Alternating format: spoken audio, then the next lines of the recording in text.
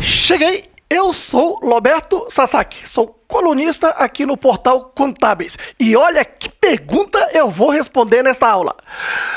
Quando a contratação de um MEI é uma fraude? Olha, é bom você lembrar que há relação entre contratante e o contratado MEI, certinho? Do ponto de vista da contratante, a ideia de contratar um MEI é economizar, ou seja, evitar de pagar direitos trabalhistas, previdenciários, os encargos, certinho? Já do ponto de vista do MEI, MEI é aquela pessoa que presta serviço com independência, ou seja, é como autônomo fosse, certinho? Por isso, vamos aos exemplos. Aqui está, de um lado está o contratado, que é o MEI, e do outro lado a contratante, certinho? Exemplo de número 1. O MEI foi contratado por uma empresa, certinho? Para prestar serviço. No entanto, se existirem elementos que configurem a relação de emprego, como pessoalidade, continuidade e subordinação concomitantemente, a empresa não está contratando um MEI, está contratando, na verdade, um empregado. E pode dar problema, se no futuro esse MEI for à Justiça do Trabalho e conseguir provar a existência desses 3 elementos, ele vai ter direito a todos os direitos trabalhistas, como 13º salário, férias, FGTS, rescisão e etc. Certinho? Ou se chegar um auditor fiscal do trabalho e encontrar essa situação, além de multar a empresa, vai exigir que se pague ao MEI todos os direitos trabalhistas e previdenciários. Certinho? Muito bem. Por isso, é bom você saber detalhadamente quando é que isso pode acontecer na prática. Aqui, ó. Pessoalidade. Por exemplo, o MEI pode ter um empregado atualmente de acordo com a lei. Certinho? E se ele foi contratado pela empresa e, eventualmente, um dia ou outro, ele enviar o seu empregado para prestar o serviço no seu lugar, e do outro lado, a empresa, como contratante, recusar que o empregado do MEI preste o serviço, exigir que o próprio MEI preste serviço, está havendo uma relação de pessoalidade. Certinho? 2. Se a empresa contrata esse MEI para prestar o mesmo serviço, pelo mesmo tempo, durante vários meses, está havendo aí uma continuidade.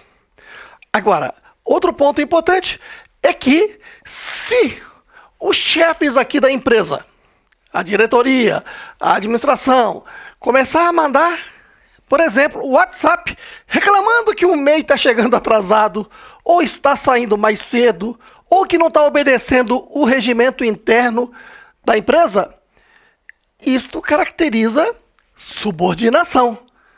Ou está dando ordem ao MEI, isso é subordinação. Portanto, se existirem esses 3 elementos concomitantemente, existe relação de emprego. Nesse caso, não está havendo contratação de um MEI. Mesmo que exista um contrato de MEI, esse contrato é nulo. E aí, o que diz a lei? Nota 1. A contratante ficará sujeita às obrigações trabalhista, previdenciária e tributária, porque aí é contratação de empregado mesmo. Certinho? Nota 2. O MEI ficará sujeito à exclusão do Simples Nacional, porque ele não está sendo um MEI, ele está sendo um empregado. Certinho? Exemplo 2. A dona de casa contratou um MEI diarista. Lembre-se que essa atividade faz parte lá do anexo 11 da resolução CGSN 140, portanto, diarista pode ser MEI. Certinho? Bom, agora, por outro lado, observe que existe a figura do empregado doméstico. O empregado doméstico é aquele que presta serviço no lar. não numa atividade econômica, numa residência, num sítio, mas prestação de serviço do lar. Certinho?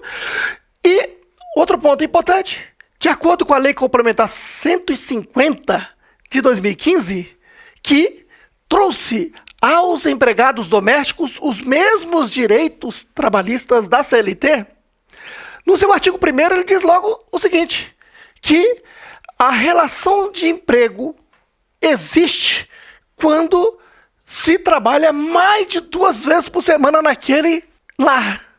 Ou seja, até 2 vezes por semana pode ser um MEI diarista. Certinho?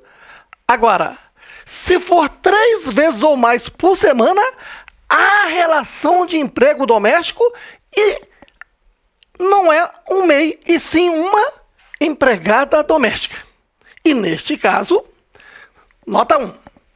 A contratante ficará sujeita às obrigações trabalhistas, previdenciárias e tributárias.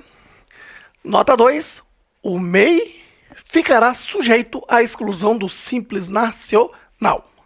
Olha, se você gostou deste conteúdo, dê um like neste vídeo, inscreva-se aqui no canal Portal Contábeis e se quiser saber sobre as aulas do professor Roberto, acesse natacursos.com, Núcleo Avançado de Treinamento e Atualização Contábil Fiscal. Tamo juntos!